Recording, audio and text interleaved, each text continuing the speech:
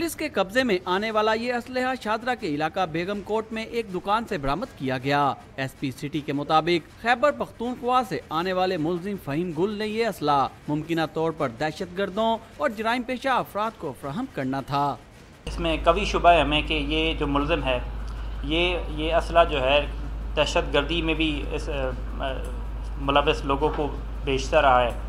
उसके अलावा जो स्ट्रीट क्राइम में जो इन्वॉल्व क्रिमिनल्स हैं, जो डाकू वगैरह हैं, रॉबर्स हैं, उनको भी ये असला वगैरह बेचता रहा है। CIA गाजियाबाद ने रिकॉर्ड याफ्ता डकैत गैंग को गिरफ्तार किया। मुलजिमान ने अरसा कबल जेल से रिहा होते ही वारदातें करना शुरू कर दी थीं। पुलिस ने मुलजिमान के कब्जे से 60 लाख मालियत के जेवरात, नकदी और असलहा बरामद कर लिया। ये काफ़ी ख़तरनाक हैं। इसमें से एक दो मुलजमान ऐसे हैं जो दौरान वारदात फायर मारने में भी मुलविस रहे हैं, जो है ना, दौरान वारदात इन्होंने फायर भी किए हैं। SP CIA ने बाबर सुहेल भट्ट कत्ल केस की तफ्तीश के हवाले से बताया कि पुलिस ने 6 मुलजिमान को गिरफ्तार कर रखा है, जिनसे तहकीकात की जा रही हैं। कैमरामैन उस्मान राजा के साथ वसीम रियाज, डॉन न्यूज़, लाहौर।